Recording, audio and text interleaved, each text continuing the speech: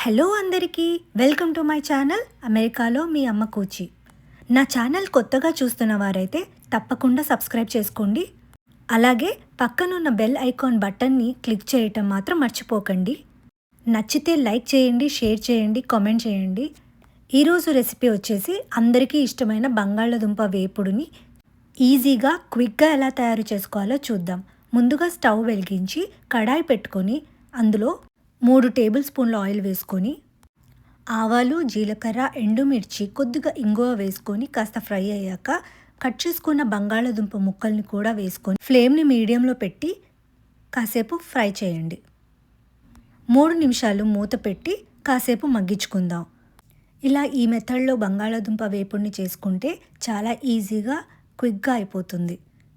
ఈ విధంగా మీడియం ఫ్లేమ్లో ఇలా కలుపుకుంటూ అన్నీ ఒకే కలర్ వచ్చేదాకా ఫ్రై చేసుకోవాలి. ఇందులోని రుచికి తగ్గ ఉప్పు, 1/2 టీ స్పూన్ పసుపు కూడా వేసుకొని ఒకసారి బాగా ఫ్రై చేసుకుని ఫ్లేమ్ రెసిపీ అయ్యేదాకా మీడియం ఫ్లేమ్లోనే ఉండి ఫ్రై చేసుకోవాలి.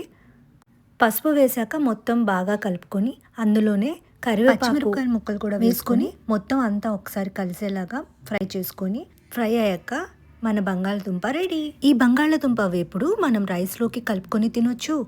అలాగే రోటీ, నాన్, పుల్కాతో కూడా తినొచ్చు. పప్పు, సాంబార్, పచ్చళ్ళకి ఇది సూపర్ కాంబినేషన్.